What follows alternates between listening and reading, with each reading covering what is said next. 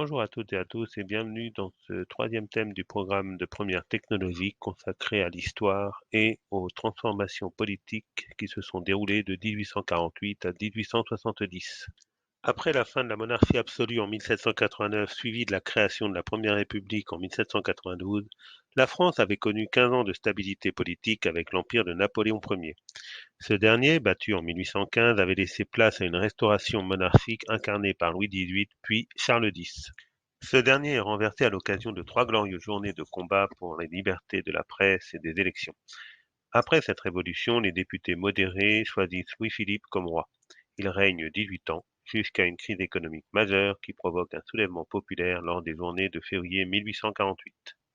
Ce printemps des peuples, comme l'a appelé Victor Hugo, aboutit le 25 février 1848 à la proclamation de la Seconde République. Cette république, qui se veut démocratique et sociale, va d'abord apporter de nombreuses libertés concernant la presse, le suffrage universel, l'abolition de l'esclavage, mais aussi des droits sociaux avec la création des ateliers nationaux et la baisse du temps de travail qui permettent de faire face à la crise économique. Cependant, les élections d'avril portent à l'Assemblée une majorité de députés très conservateurs qui reviennent sur la République sociale en supprimant les ateliers nationaux et en réprimant les soulèvements populaires pendant la semaine sanglante du 22 au 28 juin, provoquant plusieurs milliers de morts à Paris. La Constitution républicaine se veut très démocratique, avec une double application du suffrage universel.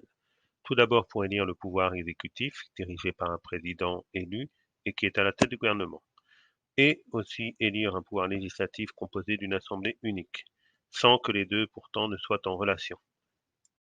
Élu en décembre 1848, Louis-Napoléon Bonaparte fait face à une assemblée très conservatrice qui revient progressivement sur les libertés et le droit de vote en mai 1850. Ne pouvant réellement gouverner, il organise un coup d'État le 2 décembre 1851 pour établir le suffrage universel. La répression s'abat sur les républicains comme le député Baudin, qui meurt sur les barricades, ou Victor Hugo qui s'exile à Guernesey.